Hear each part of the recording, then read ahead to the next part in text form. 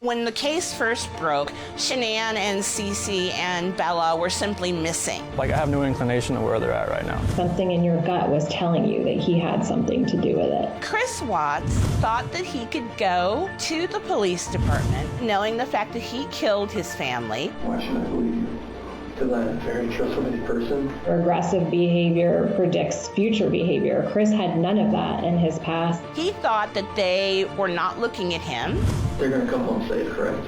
When you find the guy. He thought he could breeze through a polygraph test. Regarding Shanann's disappearance, do you intend to answer all of the questions truthfully? Yes. This is my flesh and blood. This is like what I wanted all my life.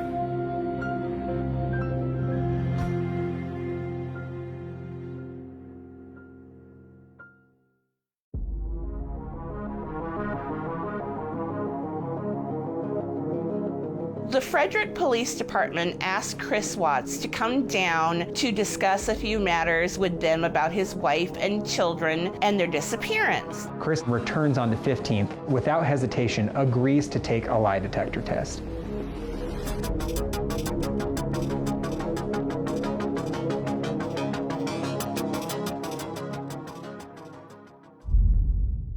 This is one way that if you didn't have anything to do with it, that we can let the investigators know, the people that really do need to know, that are looking for your wife and your little girls, to let them know, like, you know what, don't focus on Chris, focus over here, because obviously we've already cleared him, he's good to go. Now focus on the real person that did something to this, you know, to Shanann and little girls. So. He is instructed to intentionally lie about a series of unrelated questions to the case. Regarding what number you wrote on the piece of paper, did you write the number 1? No. Did you write the number 2? No. Did you write the number 3? No. She's trying to see how he normally responds physiologically, pulse, respiration, heart rate. You did great. You remembered to lie and everything. That was awesome. So you obviously are a really bad liar. Have people told you that before? Like the second you tell a lie, like they can tell like on your face that, because the second you lied to the number 3, like I don't know if you heard me clicking, but I had to like turn down the sensitivity because you were starting to go off the page. So that is awesome. So thank you for being a horrible liar. No, that's a good thing. That's a good thing. We don't want to be good liars. So thank you for being a horrible liar. And that just shows me that, you know, obviously on the test when they're asking, you know, significant stuff about your wife, if you're lying to that, it's going to be even 10 times more amplified. So now she's got his baseline. So then she can start asking those very probative questions. Right now, there's only one person in this room that knows what the truth is. And in about 5 minutes, there's going to be 2 of us. So that's the coolest part, okay? She tells him, there's no way you're going to walk out of here without telling the complete truth. The test is about to begin. Please remain still. Regarding Shanann's disappearance, do you intend to answer all of the questions truthfully? Yes. Did you physically cause Shanann's disappearance? No. Do you know where Shanann is now? No.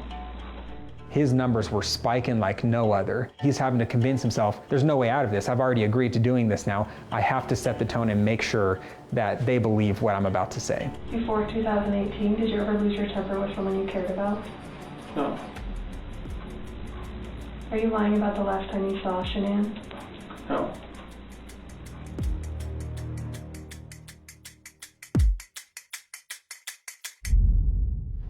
So it is completely clear that you were not honest during the testing, and I think you already know that.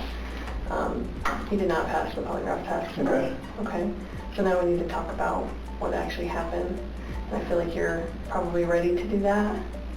I didn't lie to you on that polygraph, I promise. Now that Chris has failed the polygraph test, it's time to open up. And the investigators make that very clear. Your opportunity of giving us a different story, of diverting us away from you, is over. I know you were being deceptive, so that's not even an issue right now. The issue right now is what happened to Shanann, Bella, and Celeste. That's when the investigators start to play a little good cop, bad cop. We know a lot more than you think we do, okay? And here's where we're confused. You're this great guy. I'm not just telling you that, okay? I'm telling you that because everyone tells us that, okay? We can't find anyone saying anything bad about you. But you weren't here today lying about something else. So we need to talk about that, okay? Chris Watts does admit to something, but it's not what you would expect. That's his daughter. I know.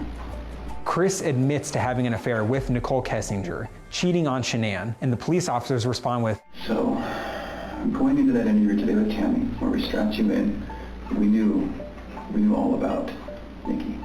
he didn't know that Nicole Kessinger, his mistress, had already came in and spilled the beans about their relationship.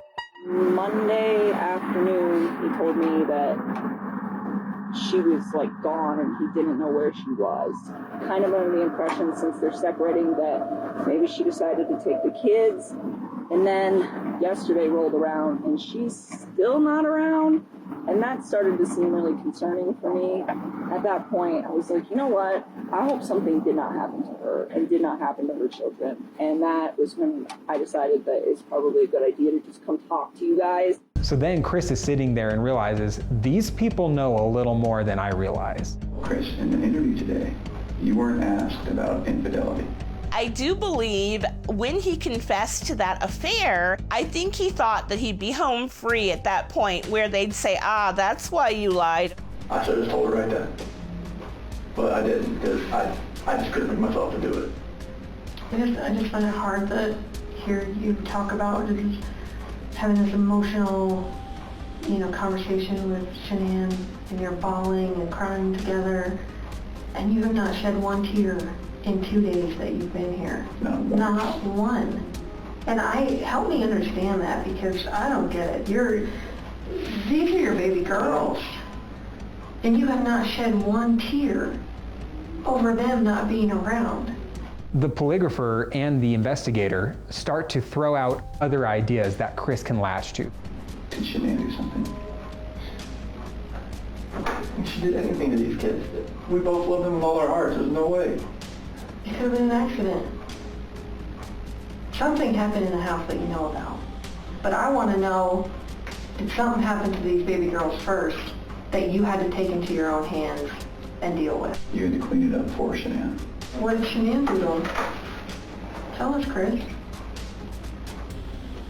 Chicks are crazy. And it's at that point where he says, my father flew in from North Carolina. Is he outside? Can I talk to my dad or something? Absolutely. Come. Do you want to bring him in here? If we brought your dad in here, would you please tell him what happened? And at that point in time, Ronnie was present in the building, and law enforcement approached him and asked him if he was willing to speak with Christopher, because Christopher wanted to talk to his dad. Hey, Chris, we're going to let you have however much time you need, okay? Sure. Can you leave us in there? No? Yes. Sure. So Rodney walks into the room. His father was not making eye contact with Chris.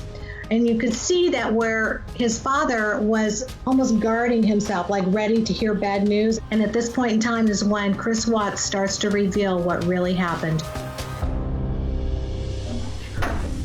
She heard him.